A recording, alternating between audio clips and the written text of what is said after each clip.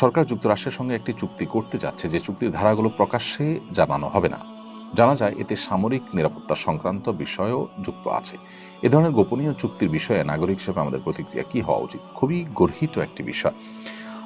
NGO based এই সরকার এমন অনেক কাজ করছে যে কাজের সমালোচনা আমরা আসলে করতে বাধ্য।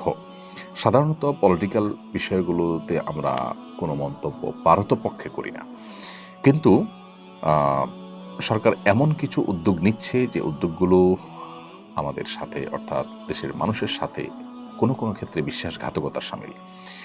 যেমন জাতিসংঘ মানবাধিকার কমিশনকে ডেকে আনা এখানে, এটা সরকারের রুটিন কাজের মধ্যে পড়ে না এবং একটা ইন্টারিম গভর্নমেন্টের কাজ হয় না। এটা যে কাজগুলো আসলে নির্বাচিত সরকাররা করতে সাহস পাবে না, সেরকম অনেকগুলো কাজ এনজিও বেসড এই সরকারের বিভিন্ন গুরুত্বপূর্ণ ব্যক্তিবর্গ তারা তলে তলে এই কাজগুলো এখন করিয়ে নিচ্ছে, যেহেতু তাদের জনগণের কাছে জবাবদিহিতা নেই, তারা জনগণের কাছে যেতে হবে না ভোটের জন্য। সো এই চান্সে তারা অনেকগুলো কাজ করে ফেলছে।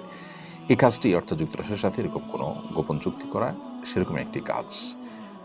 জনগণের ট্যাক্সের টাকায় চলা সরকার কোনোভাবেই জনগণের কাছে লুকিয়ে কোনো চুক্তি করতে পারে না। আমি মনে করি এটা গর্হিত কাজ এবং এখান থেকে সরকারের সরে আসা উচিত।